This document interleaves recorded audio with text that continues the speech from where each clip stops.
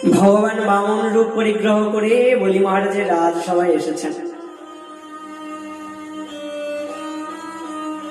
বলি মহারাজকে বলছেন, মহারাজ আমায় কিছু ভিক্ষা দিন।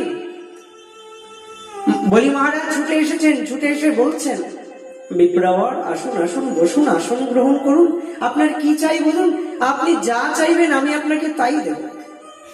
ভগবান বললেন, বেশ, আমি যা চাইবো তাই দেবেন, তবে আপনার মুখের কথায় আমি কি করে বিশ্বাস করি? আপনি এক কাজ করুন, গঙ্গা জল তুলসী পাতা নিয়ে সংকল্প করুন, তবে আমি বিশ্বাস করব। বেশ। বলি মহারাজ বললেন, বেশ, আমি এক্ষুনি সংকল্প করছি। সংকল্প করতে যাবেন ঠিক সেই সময় দৈত্যগুরু শুক্রাচার্য বলছেন, বলি খবরদার সংকল্প করো না, এ ভগবান এসেছে তোমায় ছলনা করতে।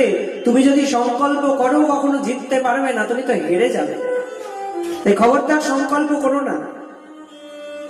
বলি মহারাজ গুরুদেবের কথা শুনলেন না, মনে মনে বলছেন, যার জন্য এত দান করছি সেই ভগবানই যদি আমার কাছে এসেছেন তবে তাকে দান দেব না, এটা হয় নাকি?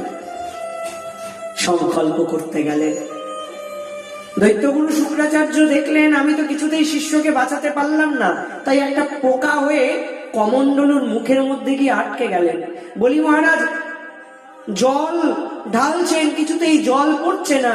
ভগবান বলছে, ও মহারাজ ভয় পেয়ে গেলেন নাকি? বলি মহারাজ বলছেন, ভয় পাবো কেন, জল পড়ছে না যে।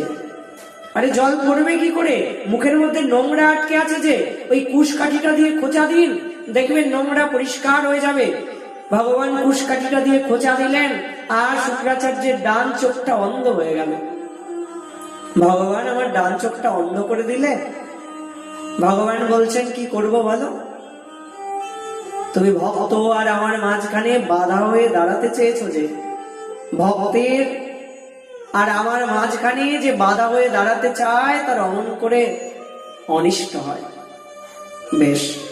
বলি মহারাজ এবার প্রতিজ্ঞা করলেন, হে বিপ্রবর আপনি যা চাইবেন আমি আপনাকে তাই দেব।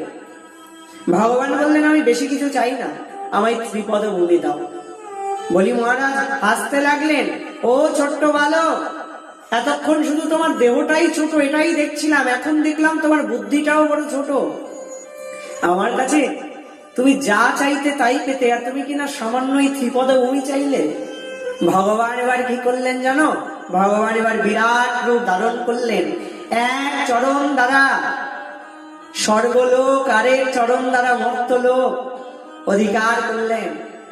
এবার বললেন, মহারাজ সবই তো অধিকার করা হয়ে গেল, এবার আরেকটি চরণ কোথায় রাখবো? বলি মহারাজ এখনো আসছেন, হেসে হেসে বলছেন, ছোট বালক তোমার আরেকটি চরণ কোথায় যে রাখবে? সঙ্গে সঙ্গে ভগবান নাভি পদ্ম হতে আরেকটি চরণ সৃষ্টি করলেন। আর বলি মহারাজের অহংকার এবার চূর্ণ বিচূর্ণ হয়ে গেল। বলি মহারাজ এবার ভগবানের সামনে নতমস্তকে বসে বললেন, ঠাকুর আমি তোমায় সব দিয়েছি, কিন্তু আমি এখনো নিজেকে সমর্পণ করি নাই, তাই তোমার এই চরণ তুমি আমার মস্তকে স্থাপন করো। ভগবান এবার বলি মহারাজের মস্তকে নিজের চরণ স্থাপন করলেন, আর চরণ দিয়ে এমন চাপ দিলেন যে বলি মহারাজকে সুতলে পাঠিয়ে দিলেন। শুধু তাই নয়, বলি মহারাজ একাই সুতলে গেল এমন নয়, আবার ভগবানও না বলি মহারাজের লোকের দ্বারপাল রূপে নিযুক্ত হলেন। এরপর লক্ষ্মী দেবী গিয়েছিলেন, গিয়ে বলি মহারাজকে ভাই পাতিয়ে রাখি বন্ধন করে তার কাছ থেকে ভগবানকে ছাড়িয়ে নিয়ে এসেছিলেন। এই আমার ভগবানের স্বভাব জানো, ভক্তকে কষ্টও দেয়, আবার কষ্টের সময় ভক্তের পাশেও তিনিই থাকেন। এই আমার ভগবান, তার মতন দয়াল জগতে কেউ নাই, কেউ হবেও না।